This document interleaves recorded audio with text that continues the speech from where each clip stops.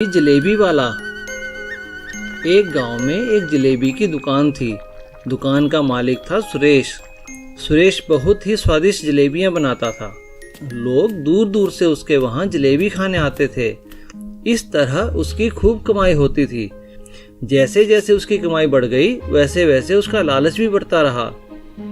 कई बार तो उसकी जलेबियां खत्म हो जाती, लेकिन ग्राहक आते ही रहते। ये काम बहुत अच्छा चल रहा था। काम तो बहुत बढ़ गया है, लेकिन मुझे अकेले संभालने में दिक्कत हो रही है। एक दो कारीगर रख लेता हूँ, वो जलेबी बनाएंगे और मैं बस पैसे इकट्ठे करूँगा।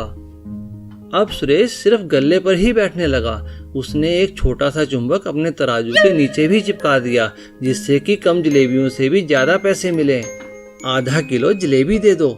हाँ हाँ, क्यों नहीं। बस इतनी सी, ये तो कम लग रही है। कम नहीं है, तुम्हारे सामने ही तो तोल रहा हूँ, पूरी है, ले जाओ।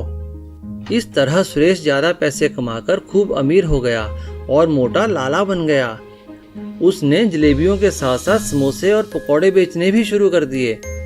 एक लड़की पिंकी उसकी दुकान के आगे से रोज निकलती और वहां रुककर जलेबी खुशबू लेती थी। वो गरीब थी, इसलिए कभी जलेबी नहीं खरीद पाती, पर वहां खड़े होना उसे अच्छा लगता था। जाओ यहाँ से, क्या करने आती हो यहाँ पर? कभी कुछ खरीदती तो हो नहीं, जाओ भागो। एक दिन पिंकी की माँ ने उसे कुछ पैसे दिए। बेटा, ये 10 रुपए हैं, ये ले और जाकर जलेबियाँ खा ले। पिंकी खुशी खुशी दुकान पर पहुंची, यह सोचकर कि आज तो वह जलेबी खाएगी। हाँ लड़की, यहाँ क्यों खड़ी हो? मुझे 10 रुपए की जलेबी दे दो। लाओ दो और जाओ यहाँ से। पर पहले जलेबी दो। ये तो जो रोज तुम यहाँ जलेबी की खुशबू लेती थी, ये उसके पैसे हैं। अगर जलेबी खानी है तो और पैसे लेकर आओ। ये सुनकर पिंकी उदास हो गई। पास ही खड़े एक पुलिस वाले ने ये सारी बात सुन ली। तुम इतनी छोटी बच्ची को क्यों परेशान कर रहे हो? इसे जलेबी क्यों नहीं देते? साहब, आपको पता नहीं, यह तो रोज जलेबी की खुशबू लेती थी यहाँ पर। ओह, तो ठीक है, मुझे भी तो जलेबी की खुशबू आ रही है, मुझे भी इसके पैसे देने होंगे, मैं भी पैसे देता हूँ। पुलिस वाले ने अपनी जेब से 10 रुपए निकाले और उसको हिलाते हुए सुरेश को उसकी हवा करते हुए बोला, मिल गए तुम्हें 10 रुपए। अरे साहब, आप तो मजाक कर रहे हैं। जलेबी की खुशबू के बदले पैसों की हवा, हुआ ना हिसाब बराबर। सुरेश यह सुनकर बहुत शर्मिंदा हो गया। सीख, लालची व्यक्ति कभी न्याय नहीं कर पाता। मुर्गी के अंडे की सब्जी। प्रबल नाम का एक किसान था। उसका खेत पूरी तरह बेकार हो चुका था। लाख मेहनत करने के बाद भी खेत से कुछ फायदा ना मिला। हे भगवान, समझ नहीं आता क्या करूं, खेत में तो कुछ उगता ही नहीं। प्रबल चिंतित रहने लगा और उसने खेत पर जाना भी बंद कर दिया। कई दिन बीते। वह इतना चिंतित हुआ कि बीमार हो गया और बिस्तर से उठ भी नहीं पाता था। ये आपको क्या हो गया? अब हम कैसे जिएंगे? बेटा माधव, तुम ही कोई काम तलाश करो। हाँ माँ, आप चिंता मत करो। माधव अब दिन रात काम ढूंढता। कभी कभी खेती पर भी जाता था, पर कोई फायदा न मिलता। एक दिन माधव अंडे लेने दुकान पहुंचा। भाई, ये अंडे मुझे दे दो। कैसे दिए? 10 का एक है। इतना महंगा? माधव के पास पैसे नहीं थे। तब दुकानदार बोला, ये कुछ टूटे हुए अंडे हैं, अगर तुम लेना चाहो तो आधे दाम में दे दूंगा। माधव खुश हुआ और दुकानदार से अंडे लेकर घर पहुंचा। उसकी माँ ने अंडे की सब्जी बनाई। तभी उनके दरवाजे पर किसी ने आवाज दी, अरे भाई, कोई है क्या? कहिए, कौन है? हम यात्री हैं, हमें बहुत दूर जाना है। क्या यहाँ पर कोई खाने की जगह मिलेगी? हमें बहुत भूख लगी है। नहीं भाई, यहाँ कोई ढाबा या खाने की जगह नहीं है, आप अंदर आ जाइए। माधव ने उस यात्री को अंडे की सब्जी खिलाई। यह सब्जी किसने बनाई? यह मेरी माँ ने बनाई है। यह तो बहुत स्वादिष्ट है। अरे मुझे तो मालूम ही नहीं था कि अंडों से इतनी अच्छी सब्जी भी बनती है। क्या तुम मेरे साथ चलोगे? मेरा बहुत बड़ा ढाबा है, मैंने कभी भी इतनी स्वादिष्ट सब्जी नहीं खाई। तुम मेरे साथ चलो और मेरे ढाबे पर चलकर मेरे साथ काम करो। हाँ हाँ, मैं आपके साथ ज़रूर चलूँगा। और इस तरह माधव उस व्यक्ति के साथ चला गया और मेहनत से काम करने लगा। देखते ही देखते उनके दिन बदल गए। अब उन्हें किसी भी तरह की कोई कमी ना रही। जादुई केला।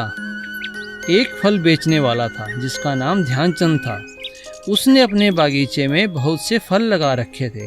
रोज सुबह ध्यानचंद पके फल तोड़ता और बाजार जाकर बेच देता। ध्यानचंद की एक बहुत अच्छी आदत थी। रोज रास्ते में उसे जो भी गरीब मिलता उसे वह एक केला जरूर देता। अरे वाह, ये ध्यानचंद तो बड़ा अच्छा आदमी लगता है। एक रोज की तरह ध्यानचंद पके हुए फल तोड़ रहा था। तभी उसने देखा कि एक तोता जमीन में गड्ढा करने की कोशिश कर रहा है। अरे रुको रुको, मैं मदद करता हूँ। तुम ये क्या कर रहे हो? मैं बीज बोना चाहता हूँ। ये बीज बोने से सोना देने वाले केले का पेड़ लगेगा। लाओ, मैं लगा देता हूँ। ध्यानचंद ने तोते की बात पर विश्वास तो नहीं किया, पर वो बीज बो दिया और हर रोज उसमें पानी डालने लगा। तोता रोज बीज देखने आता। काफी दिन बीत गए। एक दिन बीज में से एक पेड़ बाहर निकला और कुछ ही दिनों बाद उस पर सुंदर सुंदर सोने के केले लगने लगे। अब तो तोता भी उसी पेड़ पर आकर रहने लगा। ध्यानचंद ने जब सोने के केले देखे तो उसे लालच आ गया और उसने तोते से कहा, तुमने बिल्कुल सच कहा था, यह तो सच में सोने के केले देने वाला पेड़ निकला। तुम्हारे पिताजी ठीक कहते थे। तुम्हारा शुक्रिया, तुमने ही इसकी देखभाल की। तुम हर रोज एक सोने का केला लेकर जा सकते हो। इससे तुम्हें बहुत मदद मिलेगी। अब ध्यानचंद को तोता हर रोज एक सोने का केला देता और ध्यानचंद उसे बेचकर खूब पैसा कमाता। मगर ध्यानचंद को एक एक केला पाकर संतुष्टि नहीं थी। वह तो सभी केले पा लेना चाहता था। अगर यह तोता मर जाए तो पेड़ मेरा हो जाएगा और फिर सारे सोने के केले मेरे होंगे। इस तोते को रास्ते से हटाना ही होगा। ध्यानचंद ने एक दिन मौका पाकर केलों पर जहर लगा दिया। अब देखता हूँ ये केले मुझे कैसे नहीं मिलते। तोता दूर ही से यह सब देख रहा था। अच्छा, तो तुम्हें सारे केले चाहिए। लालची इंसान हो तुम। मैं तो तुम्हें एक भला आदमी समझकर तुम्हारे बागीचे में ये केले का पेड़ लगाना चाहता था, मगर शायद तुम जानते नहीं, अगर मैं इस पेड़ पर नहीं रहूंगा तो ये दोबारा कभी सोने के केले नहीं देगा और मैं यहाँ से जा रहा हूँ। और तोते के जाते ही वह पूरा केले का पेड़ सूख गया और उस पर से सारे केले झड़ गए और ध्यानचंद अपने लालच की वजह से हाथ मलता रह गया। कंजूस कुमार। कुमार नाम का एक सेठ था। सेठ अपनी कंजूसी के लिए बहुत मशहूर था। एक दिन सेठ की पत्नी बोली, आपकी कंजूसी की आदत तो बढ़ती ही जा रही है। कितने दिन हुए एक अच्छा फल तक नहीं खाया। इतना पैसा भला किस काम का कि जो चाहो वो खा भी ना पाओ। अरे अरे बस करो, कितने ताने मारोगी। आज ही लेता आऊंगा, अब चलता हूँ। सेठ काम के लिए निकला ही था कि रास्ते में उसे एक सेब बेचने वाला मिला। अरे भाई, ये सेब कैसे दिए?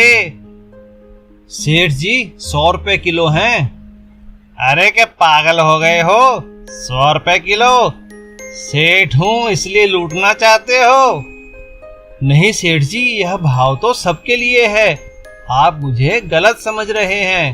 सब समझ रहा हूँ। 50 रुपए किलो देने हैं तो बोलो, नहीं तो मैं चला। सेठ जी माफ कीजिए, मेरा सेब महंगा है, मैं नहीं दे सकता। अच्छा जाओ, मैं किसी और से ले लूंगा। सेठ आगे चला जाता है। लूट मची है, पैसे क्या पेड़ों पर लगते हैं। तभी सेठ को एक और सेब वाला दिखा। सेब ले लो सेब, मीठे मीठे सेब, सिर्फ 50 रुपए किलो। 50 रुपए? अरे भाई ठीक ठीक लगाओ, ये दाम तो बहुत ज्यादा है। मैं तुम्हें 20 रुपए दे सकता हूँ, बोलो दोगे? अरे सेठ जी नहीं, इस दाम में तो मुझे भी नहीं मिले हैं। मेरा खुद का बाग थोड़ी है, अगर होता तो शायद तुम्हें दे देता। अरे जाओ जाओ, मैं किसी और से ले लूंगा।